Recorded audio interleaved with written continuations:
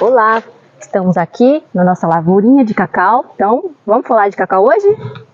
Hoje a gente vai estar mostrando para vocês, né, como minha irmã já disse, a lavoura de cacau, uma das culturas que a gente trabalha aqui no sítio Granizo, certo?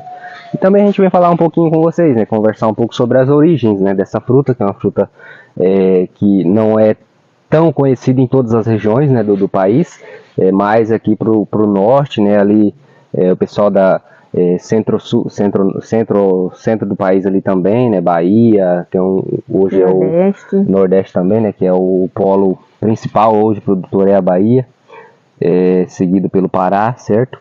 Então, assim, hoje a gente vem passar um pouquinho também, né, da história do cacau. O cacau, ele tem origem, né, aqui nas Américas, certo? América Central, América Latina, América do Sul. Aqui nas nossas matas, né, nas nossas florestas, a gente encontra o cacau nativo, né, o original. Ele tem, né, principalmente em áreas de grotas, né, assim, grotas que a gente fala é a área que tem nascentes, né, dentro dos matos. Ele gosta dessas áreas um pouco mais úmidas, certo?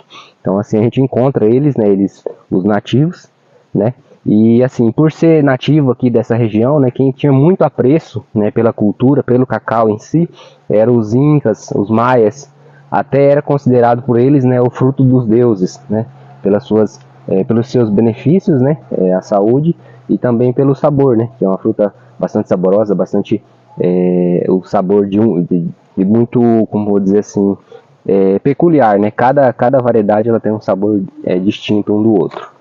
Então, como podem ver, o cacau é uma cultura histórica. E falando em história, vamos falar um pouco, né, o nome do nosso município, Cacaulândia, que é ali no início, né, a cidade que teve um grande crescimento com a cultura do cacau. Foi aí que surgiu o nome Cacaulândia, assim como nós temos outras cidades aqui próximas, né, Cacoal, Theobroma, Theobroma, que é o nome, né, do nome científico do cacau, né, que é Theobroma, cacau, né? Isso. Então, esse crescimento gigante foi lá em 1978, 1980, que teve teve aquele crescimento gigante, e aí depois teve uma doença que foi colocada no Brasil, que foi até um crime, que foi a vassoura de bruxa, que é um fungo.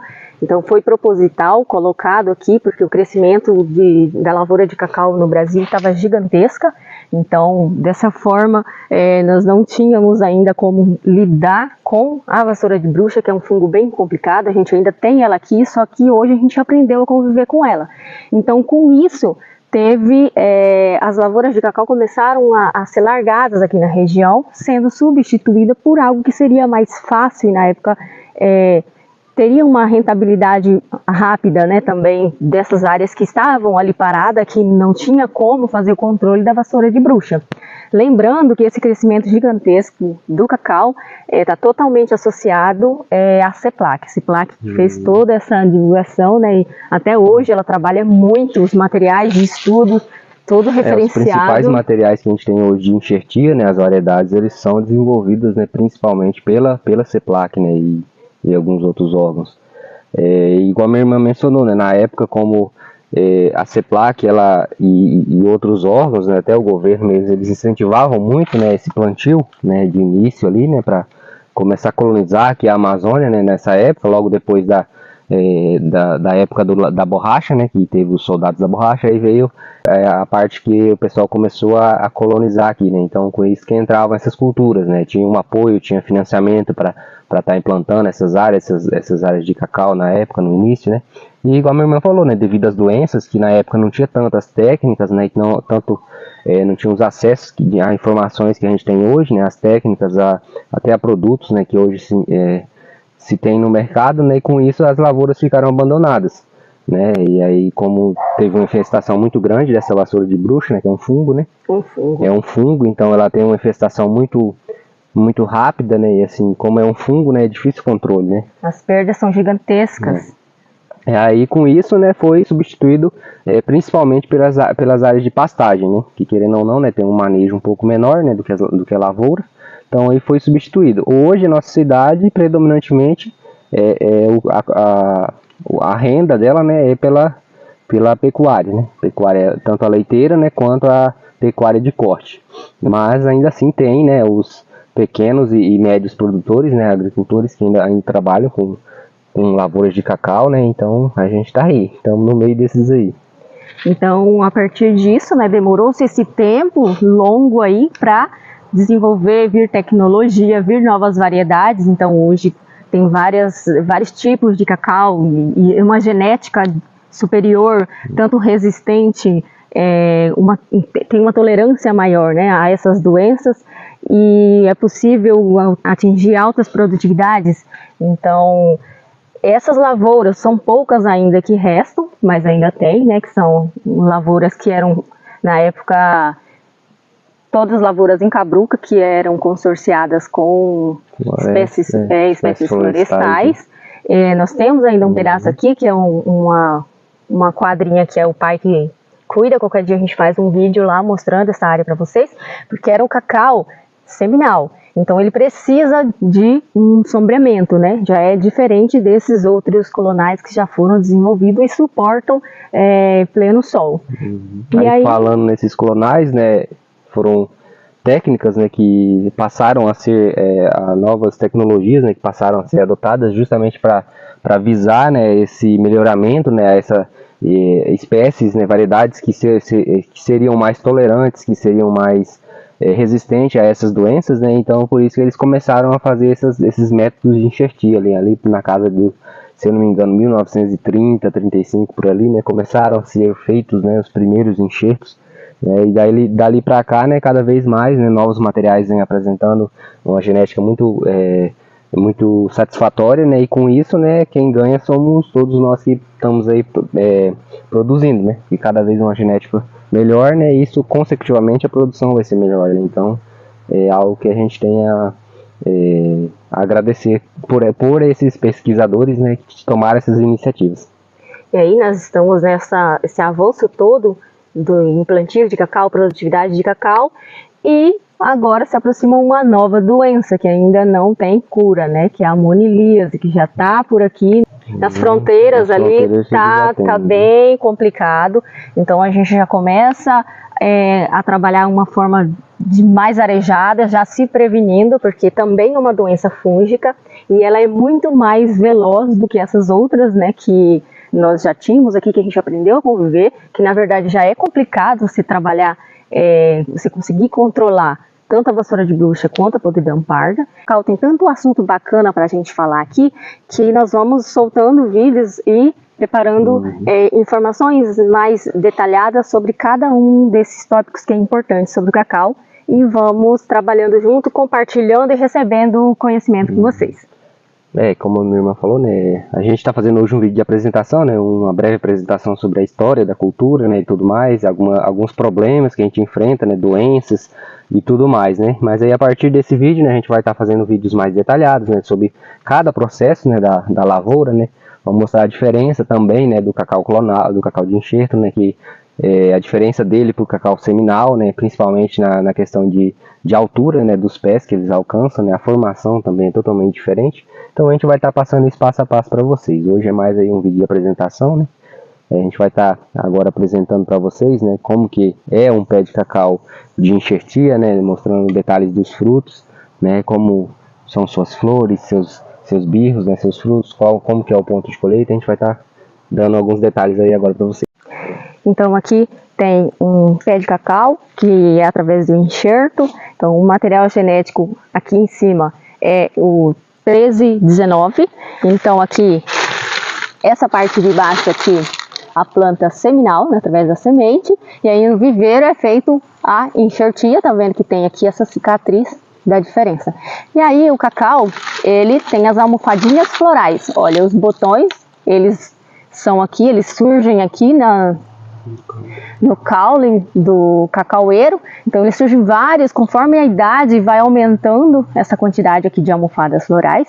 Então olha, a flor do cacau, ela é bem pequenininha, então a polinização dela já é mais, tem uma dificuldadezinha aí. Então quem mais realiza a fecundação do cacau é uma mosquinha, uma mosca bem pequena, que ela consegue entrar aqui. E também uma porcentagem menorzinha é o vento, tanto que no cacau colonial e diante das tecnologias, para chegar a uma alta produtividade, é trabalhar com área mais aberta, que a ventilação também ajuda nessa fecundação. O vento, né, vem ali e chacoalha as flores acima e vai levando esse pólen, que ele é bem pequenininho, e faz essa fecundação. Depois de fecundada, então, o cacau ele demora uma média ali acima de 4 a 5 meses para poder chegar ao ponto de colheita, que é quando ele está maduro. Esses já são quase no ponto? Eles são quase no ponto. Você vê o tanto que ele cresce, né? Daquela florzinha pro tamanho do fruto que fica, né? Então aqui até a gente tem que amarrar ele, né? Porque acaba pesando, né? E como são galhos finos ainda, para não correr o risco. E tá abrindo, né? As galhas, a gente faz essa amarradinha. Então, como eu estava falando ali sobre a fecundação, tem trabalhos e fazendas, principalmente na região ali da Bahia, que eles estão trabalhando com sopro e também a polinização artificial, que inclusive a gente já testou aqui e funciona, é bem interessante. O que dá mais trabalho é porque é manual, né? Então vai um tempo bem maior e também se aperfeiçoando, mas com o sopro, né? O uso daquelas bombas, como que fala o nome, Devanier? Tem os sopradores, né, e tem as motorizadas que também não são utilizadas. Isso. Dá para utilizar, elas fazem vento, né? Isso, esterilizadas, e aí tem toda a distância de se utilizar, e já chegaram a 500 arroba por hectare, tranquilo. Então, estão até trabalhando para aumentar isso. Então, é uma cultura interessantíssima. Mas, como pode ver, já é um 34, está até exagerado aqui em frutos. E a própria planta, ela começa a abortar alguns cacaus, né? Nós estamos em período de seca aqui, então ela sabe que não vai suportar tudo isso, mas depois a gente também precisa vir aqui e dar uma olhada, uma desbastada, porque os galhos do cacaueiro, ele é mais mole do que esses enxertados. Nós notamos que ele é mais mole do que o cacau seminal. Então a gente precisa estar sempre cuidando nessa parte aqui para não sobrecarregar o cacaueiro. Inclusive aqui, né, esse aqui já é um abofo, né, ele tá murcho, né, então aqui a própria planta, né, ela sabe a quantidade também, né, que ela vai suportar, e é isso aí. Já aqui nós temos um material genético que é o CPEC 2002, como pode ver, uma planta que ela carrega muito, ela é bem produtiva. Essa aqui já é a segunda produção dela do ano, então nós fizemos uma colheita, como pode ver, ainda tem frutos maduros aqui no ponto de colher e tem frutos crescendo ali. E como nós tínhamos falado, a gente aprendeu a conviver, né, com a vassoura de bruxa e a podridão parda. Então essa é uma planta que ela é mais suscetível, né, entre as outras que a gente tem aqui. Como nós temos aqui do lado, que depois a gente mostra para vocês em outros vídeos, nós temos uma área de cacau cabruca. Então ali tem a presença, né, das duas doenças. Então para a gente aqui o controle é um pouco mais complicado, mas a gente está sempre aqui, né, passando os fungicidas, e a gente consegue conviver com ela tranquilo aqui. Ainda que essa vassoura de bruxa, né, a gente consegue aproveitar as amêndoas, né? As amêndoas dela, é claro que não vai ficar de primeira qualidade, né? Porém a gente ainda consegue aproveitar o fruto, certo? Agora já a podridão não, que a podridão ela ocasiona isso aqui, né? O birro ele acaba secando, né? E é perda total, né? Então é isso aí. Agora eu vou estar apresentando para vocês aqui os frutos, né? No estágio de colheita, certo? Esse aqui é o CPEC 2002, esse aqui é o CCN 51, ele não está totalmente maduro ainda, ele fica com uma tonalidade um pouco mais amarelada, mas a gente colheu ali, né, para estar mostrando para vocês, certo? Tá mostrando a amêndoa também depois para vocês. Então aí ele está no período certo de estar fazendo a colheita. Quando eles estão nesse estágio, né, a gente faz a colheita, certo? Em lavouras pequenas, né, como aqui, que são lavouras baixas, a gente utiliza a tesourinha de poda para estar fazendo esse processo de colheita, né? E quando ele ficar mais alto, né, aí tem a ferramenta que a gente chama de podão, né, que daí a gente começa a trabalhar com ela nas áreas mais altas, né, que a gente não alcança com os braços, né, aí a gente utiliza essas ferramentas com podão. Aí quando eles faz essa derrubada, né, a junta, faz os montes, faz a quebra, certo? Quebra em cima de lonas, né? Aí depois pega essas amêndoas, certo? Que vai ser colhida, tirada dentro da cabaça, isso aqui a gente chama de cabaça, e leva para fermentar, certo? Passa pelo processo de fermentação de 3 a 5 dias, aí a partir disso leva para os terreiros, né? Ou seja, para as barcaças, e faz a secagem da amêndoa. Só aí depois que faz a venda das amêndoas. Isso é se você não você mesmo não trabalhar com beneficiamento, né? Fazer o chocolate artesanal, né? E outros afins, outros derivados, né? Mas praticamente é esse o processo. Aí agora eu vou estar mostrando para vocês como que é a amêndoa, né, do cacau. A gente faz a quebra dessas seguinte forma, certo? Aqui a cabaça dele e as amêndoas ficam aqui dentro. Ele tem bastante polpa, só que como a gente está agora num período de seca, de estiagem aqui, né? Você pode ver que a polpa dele está bem firme, né?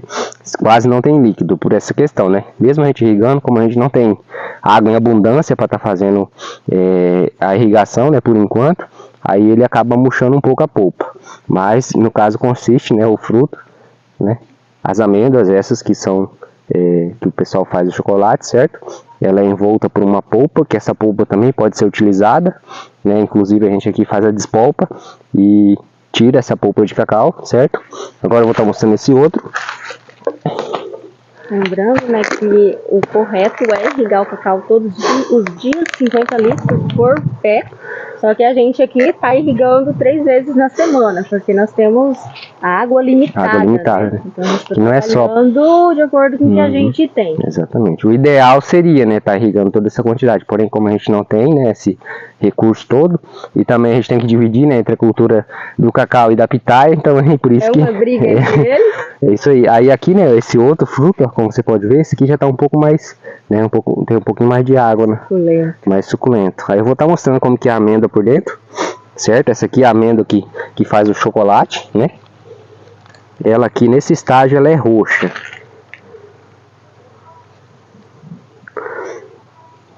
Não vai deixar o sangue pro vídeo.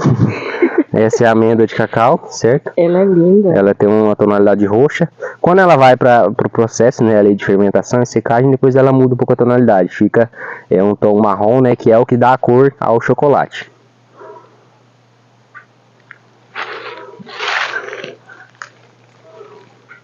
E é isso aí. Agradecemos aí, né, pelo apoio, né, principalmente os amigos aí, né, que tem dado muito apoio pra gente, principalmente agora, né, nesse início, que pra gente tudo é novo, né, a gente tá arriscando nessa nova plataforma aí, então a gente até pede desculpa também alguns erros de gravação e tudo mais, né, algumas palavras que a gente acaba se equivocando, né, agradecer, porque essa força é o que nos motiva, né, esses comentários bons, e deixamos aí, né, os comentários abertos para vocês, né, para estar trocando ideias, trocando informações, fazendo perguntas, né, se vocês já conheciam essa cultura do cacau, então fica aberto aí para vocês, né, para estar trocando informações, né, e comentando, e principalmente, né, fazendo perguntas, dúvidas, que o que a gente puder e souber responder, com certeza a gente vai estar fazendo.